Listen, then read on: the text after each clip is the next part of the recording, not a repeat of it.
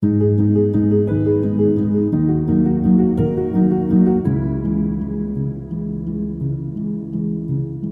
Kosovë viteve të fundit është rritur numri i turistëve të huaj. Çdo fundjavë shohim grupe të ndryshme të vizitorëve, të cilët vizitojnë pjesë të ndryshme në kryeqytet, por edhe në pjesë tjera të vendit.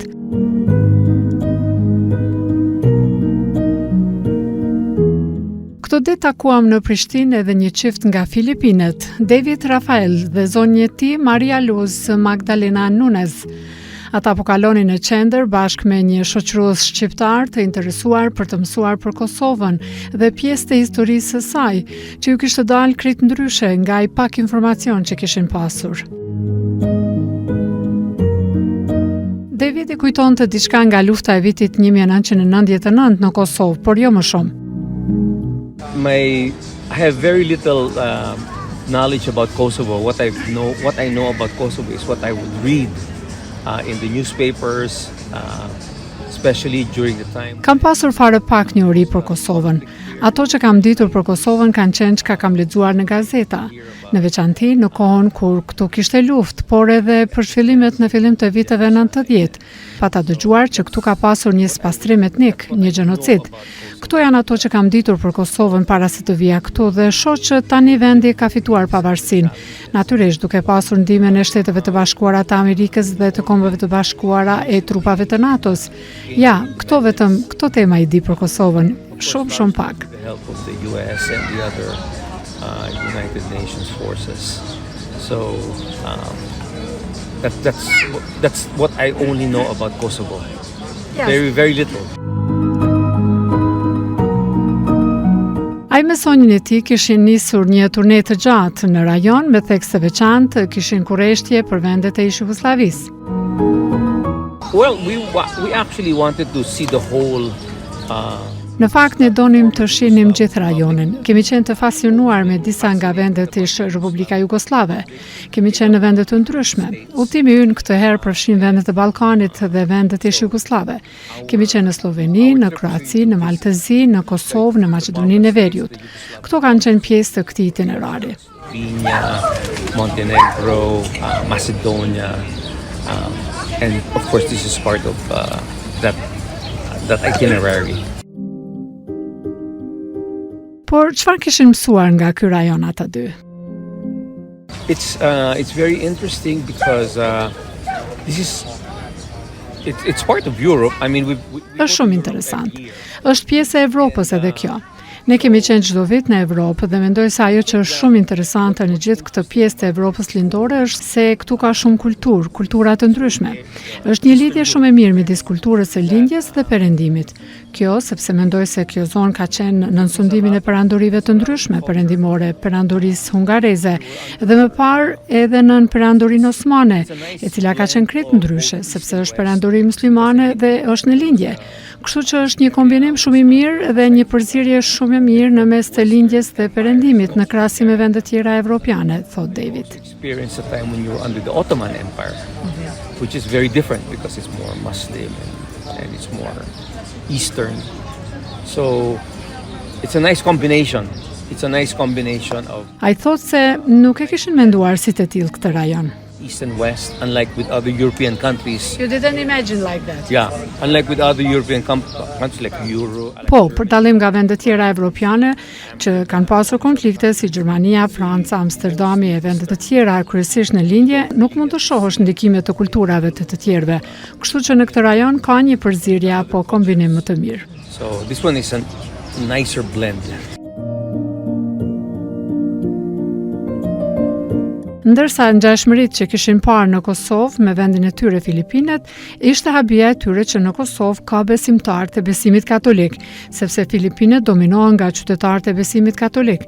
Ata kishin vizituar edhe katedralen në Prishtinë.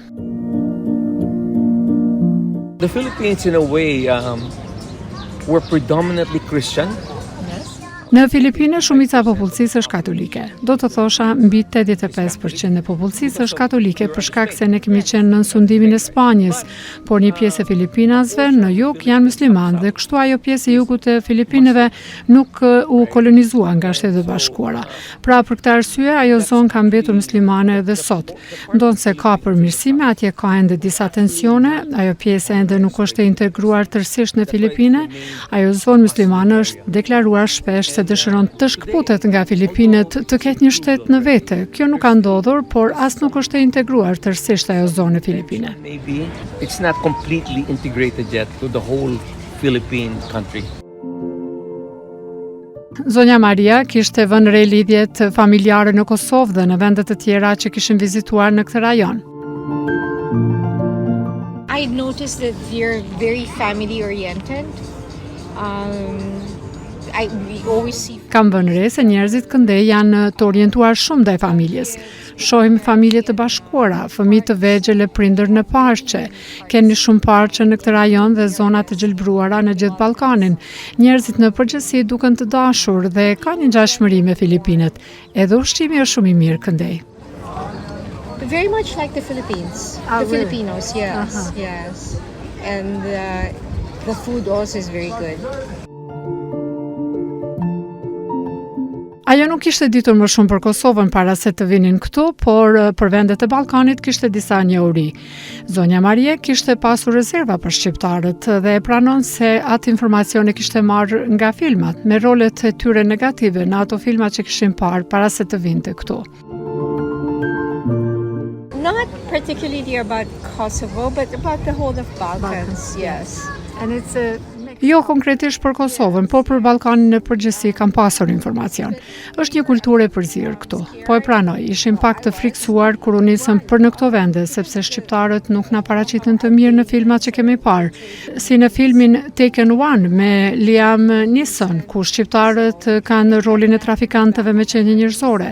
Pra ne kishim atë paragjykim për shqiptarët se nuk ishin bash njerëz të mirë. Po kjo ishte një vizitë e nevojshme për ne të mësojmë të vërtetën vet.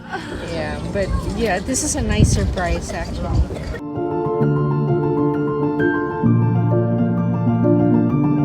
David dhe Maria tashmë në pension i kanë pasion vizitat në vende të ndryshme në botë, çdo vit ata udhtojnë për një muaj në pjesë të ndryshme të botës. Yes, Malu and I have been doing this every Po, year. Maria dhe unë kemi këtë praktikë çdo vit. E rezervojmë të paktën një muaj në vit për të udhëtuar. Kemi qenë në Evropë, tani jemi në vendet e Ballkanit dhe dëshirojmë sa më shumë vende në botë të vizitojmë. Mendoj se mund të udhtojmë ende. Jemi ende me shëndet të plotë dhe ende jemi në gjendje të lëvizim në vende të ndryshme. You know, we're still healthy and we're still able to go around. It's the first time here. But this is our first time in the Po, në shtetet e Ballkanit dhe në Kosovë jemi për herë të parë.